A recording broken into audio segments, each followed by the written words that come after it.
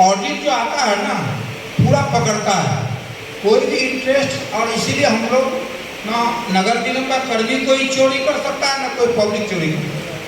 और हम लोग इसलिए अब देख रहे जमाना स्मार्टनेस का युग आ गया है, सब जगह सॉफ्टवेयर है, इसलिए हम लोग सॉफ्टवेयर के माध्यम से जो कि सिटी में साहब बोले 30 अप्रैल मई जून 30 जून तक जमा कर दीजिएगा सब लोग, तो 5% छूट जो है, क्योंकि मूल टैक्सेशन कम रहता है, इंटरेस्ट बहुत तेजी से भागता है, बहुत तेजी से भागता है।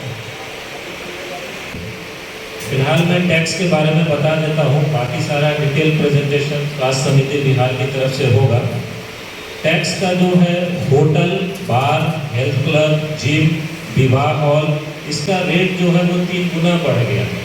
ये 3 गुना किस तरह से बढ़ा है, जो एनुअल रेंट वैल्यू आपका मेजरमेंट के बाद आएगा वो 3 टाइम्स होगा। एनुअल रेंट वैल्यू का कैलकुलेशन क्या होता है और उसका रेट अलग अलग रोड का, अलग अलग टाइप के कंस्ट्रक्शन का अलग निर्धारित किया हुआ है, वो भी डिटेल अभी हमारी टीम आपको बता देगी। दुकान है अगर 250 वर्ग फीट से कम क्षेत्रफल वाला, चाहे वो मेडिकल ही शॉप क्यों ना हो, तो कमर्शियल टैक्स लगेगा, लेकिन उनके रेट में वृद्धि 1 टाइम्स बढ़ गया है।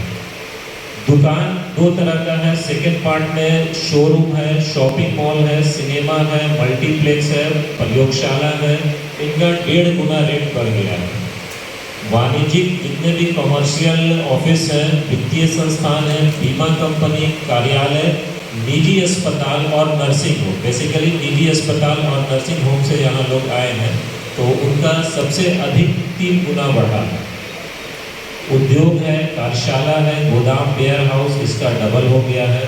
कोचिंग क्लासेस, गाइडेंस, प्रशिक्षण केंद्र या छात्रावास, इनका एनुअल रेंटल वैल्यू 1.5 गुना बढ़ा है। राज्य सरकार, हम लोग जो है केवल प्राइवेट इंस्टीट्यूट से ही नहीं, राज्य सरकार के जो भी कार्यालय होते हैं या केंद्र सरकार के जो कार्यालय होते हैं या जो उनके आवास होते हैं, उसका भी टैक्सेशन जो है वो नगर निगम को दिया जाता है, तो उसका भी वृद्धि है। निजी विद्यालय है, निजी महाविद्यालय है, या अगर कोई भी शैक्षणिक संस्थान है या इंस्टीट्यूट, छात्रावास है, वहाँ 1.5 गुना हुआ है। हम लोगों का बिहार म्यूनिसिपल एक्ट के तहत किसी भी सांस्कृतिक और धार्मिक प्रकृति का स्थल जो होता है उससे कोई टैक्स नहीं लिया जाता है, बट हमारा जो एक्ट बोलता है हम उसी का अनुपालन करते हैं, वहाँ से हम कोई टैक्स नहीं लेते हैं। उसके बाद है निर्धन या शारीरिक रूप से अक्षम महिलाओं तथा बच्चों के लाभार्थ से या ना लाभ, जहाँ ना लाभ होता हो ना हानि होता हो, वैसे संचालित शैक्षणिक संस्थान का जो जनरल टैक्स है उसमें किसी प्रकार की कोई वृद्धि नहीं है, जो एनुअल रेंट वैल्यू बनेगा बस वही लिया जाता है। प्लस ये जो अभी 1 से 9 तक, 1 से 10 तक जो हमने पढ़ा, उसको छोड़कर किसी अन्य तरह का अगर कोई आवास हो या कमर्शियल हो, उसमें 1.5 गुना की वृद्धि हुई है। और ये वृद्धि जो है 25/9 से लागू हो गया है।